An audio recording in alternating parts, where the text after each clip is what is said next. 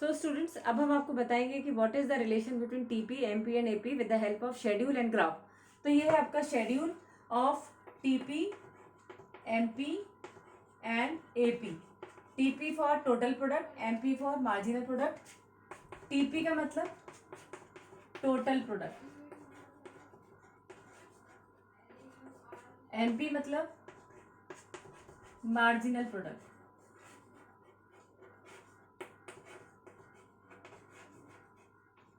and AP, AP is average product.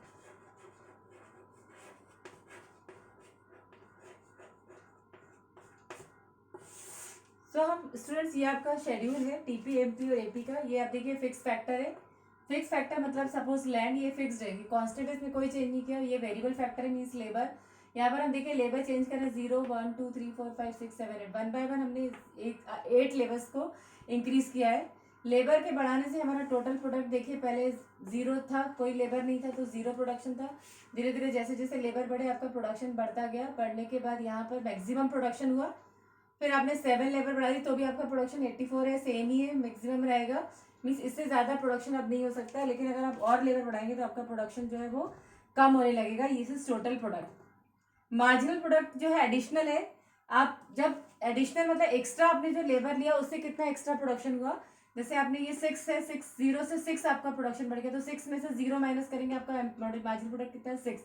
इस तरह से आप नीचे से ऊपर की तरफ माइनस करते जाइए तो आपका एडिशनल प्रोडक्ट आ जाएगा। एवरेज प्रोडक्ट का मतलब है, एवरेज प्रोडक्ट का फॉर्मूला है total product divide by number of labour. तो टोटल प्रोडक्ट को आप लेबर से डिवाइड करते जाएंगे तो आपका एवरेज प्रोडक्ट आ जाएगा, मतलब पर यूनिट प्रोडक्ट, पर लेबर प्रोडक्शन। एक लेबर ने कितना प्रोडक्शन किया, 2 थे तो 2 कितना प्रोडक्शन कर रहे हैं, 3 है तो आप 3 कितना मिलकर प्रोडक्शन कर रहे हैं, दैट इज एवरेज प्रोडक्ट। तो यही हम आपको ग्राफ के थ्रू बताएंगे।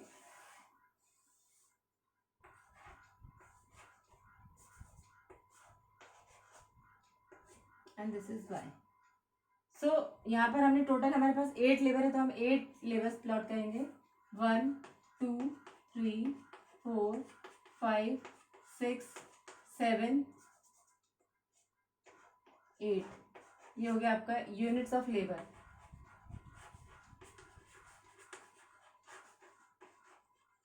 यहाँ पर हम प्लॉट करेंगे TP oblique MP oblique AP. तीनों ही कर्व हम एक ही ग्राफ में भी बना सकते हैं और अलग अलग भी बना सकते हैं। यहाँ पे हम प्लॉट करेंगे टोटल प्रोडक्ट 10 20 30 40 50 60 70 80 एंड दिस 90। सो अभी हम स्टूडेंट्स आपको बनाएंगे हम total product curve. Total product curve के लिए हमें ये वेरिएबल फैक्टर लेना है और टोटल प्रोडक्ट लेना है। देखिए अभी आपका वेरिएबल फैक्टर 0 है तो आपका टोटल प्रोडक्ट भी 0 मीन्स आपकी कर्व का पॉइंट ऑफ ओरिजिन यहाँ से स्टार्ट होगा। Production is 0 because there will be no labour. अब आपने एक लेबर रखा तो आपका प्रोडक्शन कितना हो गया 6। तो यहाँ से आप इसको यहाँ से यहाँ ज्वाइन करिए। अब आप देखिए 2 लेबर थे, आपका प्रोडक्शन कितना हो गया 20। तो इस तरह से आप ये इसको बढ़ाते जाइए। अब 3 लेबर में आपका प्रोडक्शन हो गया हाउ मच 48। तो ये आपका कर्व यहाँ से यहाँ आ जाएगा। अब जब आपके पास 4 लेबर हो गए तो आपका प्रोडक्शन कितना हो गया, बढ़ के 72 हो गया। मीन्स यहाँ से ये कर्व ज्वाइन करेगी, ये 72। इसके बाद 5 लेबर्स में आपका प्रोडक्शन हो गया 80, तो दिस इज 80। 6 लेबर में आपका प्रोडक्शन 84 हो गया। जब आपने 6 लेबर बढ़ा दी तो आपका प्रोडक्शन हो गया 84। 7 लेबर बढ़ाने के बावजूद भी आपका प्रोडक्शन 84 ही है, ये बढ़ेगा नहीं ना कम होगा, तो ये कांस्टेंट हो जाएगा 84। इसके बाद 8th लेबर में आपका प्रोडक्शन कितना हो गया 80, मतलब अब आपका प्रोडक्शन जो है वो नीचे आ गया है, 84 से नीचे 80 आ गया। तो ये कहलाएगी आपकी total product curve. Students understand कैसे हमने ये कर्व बनाई।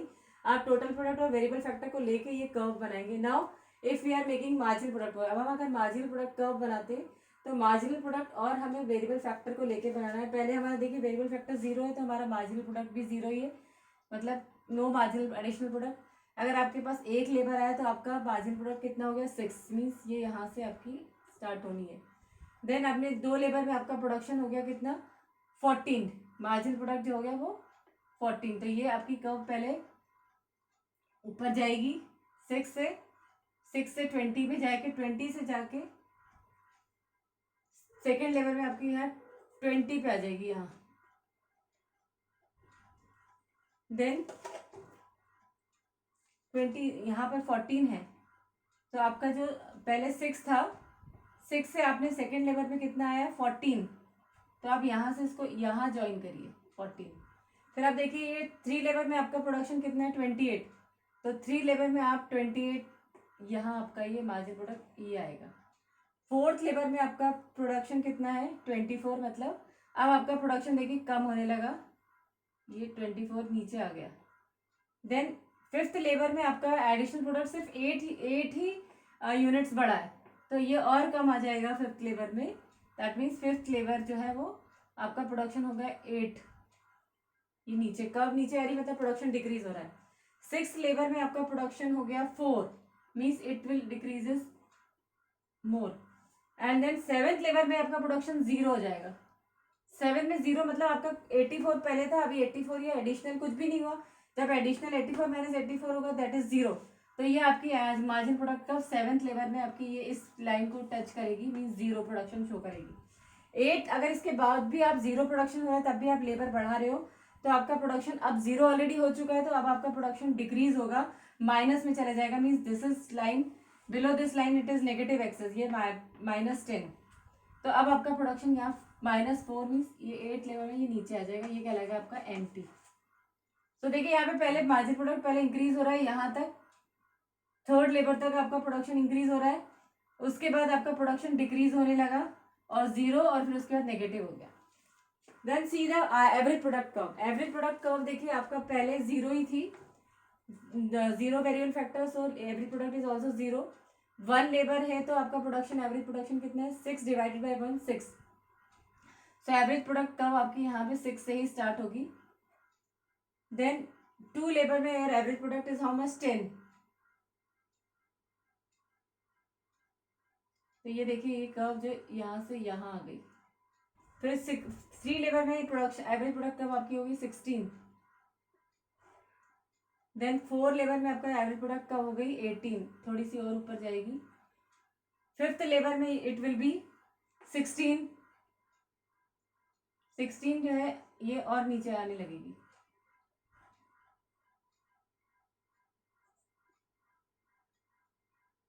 फिफ्थ लेबर में it will be 16। Then seventh labour it is 14। 7 labour में आपकी एवरेज प्रोडक्ट का जो है वो कितनी हो गई 14, तो ये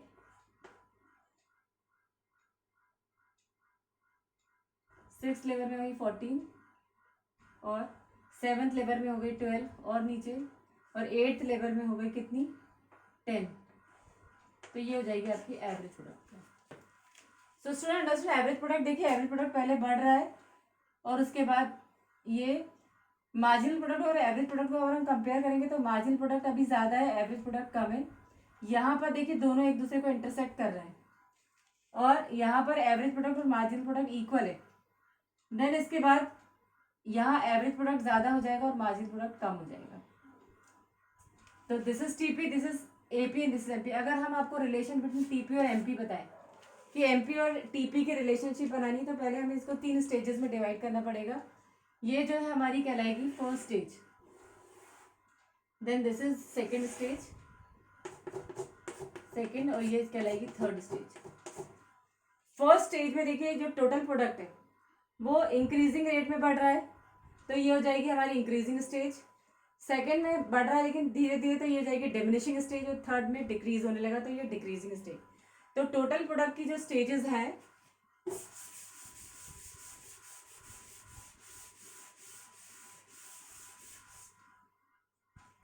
टीपी एंड एमपी की हम रिलेशनशिप बताएंगे। तो सबसे पहला हमारा बनेगा कि व्हेन एमपी इंक्रीजेस, अगर एमपी इंक्रीज होगा तो टीपी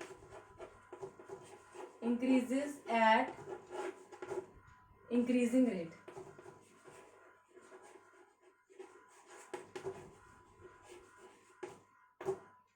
अगर हमारा देखिए मार्जिनल प्रोडक्ट बढ़ रहा है, जब मार्जिनल प्रोडक्ट इंक्रीज होगा तो टोटल प्रोडक्ट जो है वो इंक्रीजिंग रेट में बढ़ेगा।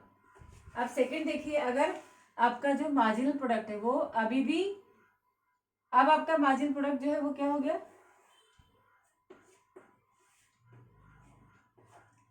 मार्जिन प्रोडक्ट जो है वो देखिए डिमिनिश, यहाँ से डिक्रीज होने लगा, यहाँ तक इंक्रीज हो रहा था, ये फर्स्ट स्टेज थी, लेकिन यहाँ से डिमिनिश डिक्रीज होने लगा।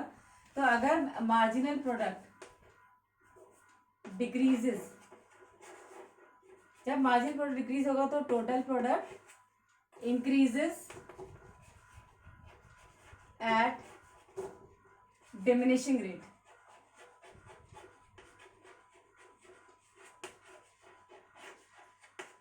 अगर टोटल मार्जिनल प्रोडक्ट डिक्रीज होगा तो टोटल प्रोडक्ट इंक्रीज होगा, लेकिन किसमें, डिमिनिशिंग रेट में। पहले इंक्रीजिंग रेट में होगा इंक्रीज, फिर डिमिनिशिंग रेट में इंक्रीज होगा, और थर्ड स्टेज में व्हेन मार्जिनल प्रोडक्ट नेगेटिव,